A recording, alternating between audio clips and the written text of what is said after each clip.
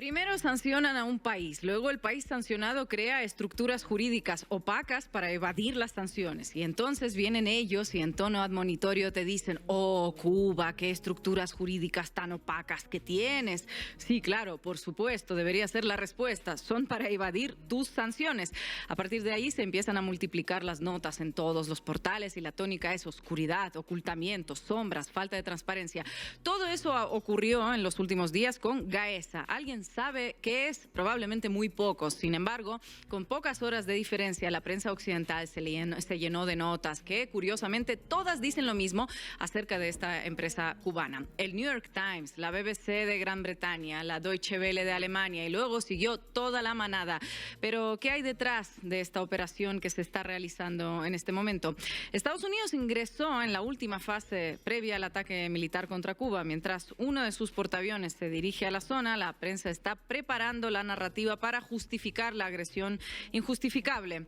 Y no está de más insistir, cuando vemos una nota de esas, debemos recordar que no es una nota, es un arma de guerra. Vamos a desmontar la operación pieza por pieza. La ofensiva comenzó el 1 de mayo, cuando Donald Trump firmó la orden ejecutiva 14.404 con nuevas sanciones contra Cuba. 6 días después, el secretario de Estado, Marco Rubio, especificó a través de un comunicado que las nuevas sanciones alcanzaban a Gaesa, cuyas siglas quiere decir Gestión Empresarial Administrada, a su titular, la generala del ejército cubano, Ania Guillemina Lastres Morera, y también a otra empresa llamada Moa Níquel. La operación tuvo continuidad 11 días más tarde, el 18 de mayo, cuando se establecieron nuevas sanciones contra el Ministerio de Interior de Cuba, la Policía Nacional y la Dirección de Inteligencia. También incluyó a 11 personas, todos son funcionarios, muchos son ministros y otros son altos mandos del sector de defensa y seguridad. 3 días después llegó la cuarta pieza de esta operación de prensa destinada a iniciar una guerra contra Cuba. En este caso, la acusación fue contra Raúl Castro. ¿De qué lo acusan? Bueno, ya se lo contamos, pero hay que repetirlo. Lo acusan de algo ocurrido hace 30 años. En aquel momento, 2 avionetas que venían de Miami ingresaron al espacio aéreo cubano. Acciones similares se producían de manera regular, justamente para provocar la reacción de Cuba y alentar la narrativa intervencionista. Los aviones ingresaban al espacio aéreo de la isla, incluso arrojaban panfletos. Luego de muchas incursiones similares, Cuba decidió responder como haría cualquier país del mundo si ingresan aeronaves no identificadas a su espacio aéreo. 30 años después, Estados Unidos saca aquel evento del baúl de sus provocaciones pasadas y lo trae al presente para acusar a Raúl Castro de asesinato de los 4 tripulantes. Bajo ese mismo criterio, desde George Washington hasta Donald Trump, no quedaría un presidente de Estados Unidos en libertad, pero eso son minucias. Ubiquemos aquella situación en su contexto. En aquel momento, Raúl Castro era ministro de las Fuerzas Armadas y, al igual que ocurre actualmente, Estados Unidos incrementaba la presión para someter a Cuba a su voluntad. Las dificultades económicas del periodo especial habían generado la crisis de los balseros cubanos que se iban de la isla debido a las condiciones económicas. Para maximizar el impacto, en Miami se había creado una organización llamada Hermanos al Rescate. Su objetivo declarado era realizar vuelos sobre el estrecho de Florida para localizar embarcaciones precarias con migrantes cubanos. Detrás de esa fachada, la organización se dedicaba a montar provocaciones para que Cuba reaccionara y que pudieran servir como excusa para una intervención gringa. La excusa que no pudieran usar hace 30 años, ya envejecida y ya de color ocre, la traen de nuevo para justificar este nuevo intento de agresión en curso. Permítame un paréntesis sobre la doble vara. Si de derribar aviones hablamos, el caso emblemático en lo que se refiere a Cuba y Estados Unidos fue el ocurrido en 1976 contra un vuelo de Cubana de Aviación. El autor intelectual de aquel atentado fue Luis Posada Carriles, cubano de nacimiento, naturalizado venezolano y agente probado de la CIA. En aquel atentado fueron asesinadas 73 personas. A diferencia de este caso, se trataba de un vuelo comercial y no de un avión que ingresaba a espacio aéreo de otro país sin autorización. A diferencia de lo que ocurre ahora, Estados Unidos no tuvo interés en esclarecer lo sucedido. Posada Carriles murió en libertad en 2018. Y ya adivinan dónde, ¿no? Pues en Miami. El gobierno de Estados Unidos rechazó su extradición a pesar de que los tratados internacionales firmados lo obligaban a entregarlo. Retomemos el hilo ahora. Primero sancionaron a Gaesa, luego siguieron con funcionarios cubanos y finalmente realizan una acusación ridícula contra Raúl Castro. Este material provisto por el gobierno de Estados Unidos llega a la prensa y empieza la campaña. Como están flojos de papeles, necesitan inventarlos y para eso existen las ONG, las consultoras o los centros de estudios también inventados y financiados por ellos mismos. ¿Qué deben hacer estas instituciones? Bueno, publicar un informe que luego pueda ser levantado por los medios periodísticos para citarlo como fuente de autoridad. De esta manera, el medio o el periodista que escribe la nota, en muchos casos un mercenario de la palabra, en otros una persona que necesita el salario para sobrevivir, obtiene una cita para darle un poquito de seriedad a la pieza.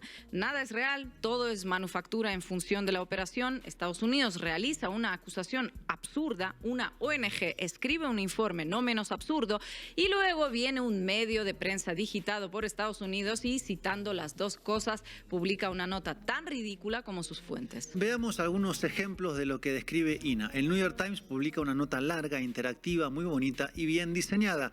Y la fuente de autoría es Emilio Morales, presidente del Havana Consulting Group, quien dice que Gaesa es un pulpo que se ha adueñado de la economía cubana. Otro ejemplo, El País de España, que cita a Ricardo Torres, economista de la American University de Washington, quien opina que Gaesa construye hoteles como si no hubiera embargo. Claro, el embargo no es real, es solo una excusa. Tercer ejemplo en este desfile de fuentes falopa, como decimos en Argentina, la Nación de Argentina, que prefiere citar a una ONG con sede en Madrid llamada Cuba Siglo XXI. Preparada la ensalada, de ahí puede salir cualquier cosa. En muchas de estas notas se sugiere que Raúl Castro tendría más dinero que Rockefeller, pero lo ridículo no quita lo real. Aún más ridícula era la acusación contra Nicolás Maduro y sin embargo ahí lo tienen secuestrado en Nueva York. Estamos hablando de Cuba, pero lo mismo vale para Irán, para Rusia, China y México también, ¿cómo no? Primero somos sancionados, luego estamos obligados a crear mecanismos opacos, las flotas fantasmas para contrarrestar la guerra económica.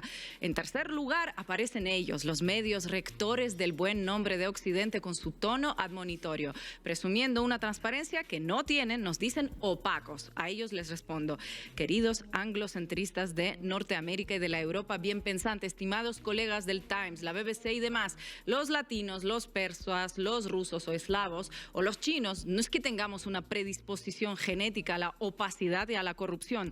Tampoco somos nosotros los principales clientes de los paraísos fiscales, ¿eh? Son sus gobiernos y la guerra a la que nos someten de manera constante la que nos obliga a buscar la forma de contrarrestar sus efectos. Gaesa no puede hacer pública su información porque facilitaría la labor de sus enemigos para incautar sus activos. Si desean transparencia, lo que hay que hacer es sencillo, levantar todas las sanciones y no perseguir a los países que deciden tomar otro rumbo. Si eso no se hace, las notas que denuncian opacidad son solo un ejemplo de la doble moral y de la opacidad reinante en Occidente. A ver, siempre yo he pensado que todo el que ha querido entrar aquí y dar sus opiniones porque quiere meterse aquí en Cuba para resolver también sus problemas, para hacer sus negocios y sus cosas particulares. Yo pienso que Marco Rubio también está interesado en esa misma situación, que a nadie le interesa, a esa gente no le interesamos nosotros, a esa gente lo que le interesa es enriquecerse. Yo pienso que sí, que nosotros tenemos que defendernos, porque al final la gente de afuera no va a resolver nuestros problemas. Nuestros problemas los tenemos que resolver aquí, porque al final ellos están buscando una justificación para entrar aquí, para acabar de destruirnos, como digo yo. Yo siempre he apostado y confío a la decisión sabia de los máximos dirigentes del país, que sean capaces de tomar la buena decisión, de la buena postura, y sean capaces de evitar una guerra, de la mejor solución económica y prosperidad para el país. En eso yo siempre he confiado. Sucedió con Venezuela que lo acusaban por la droga. Sí. Eso del sol, En principio. los soles, ¿no? Pero ya eso se aclaró. Y bueno, ahora esto es otro invento de ellos, una escaramuza para acusar a Raúl también.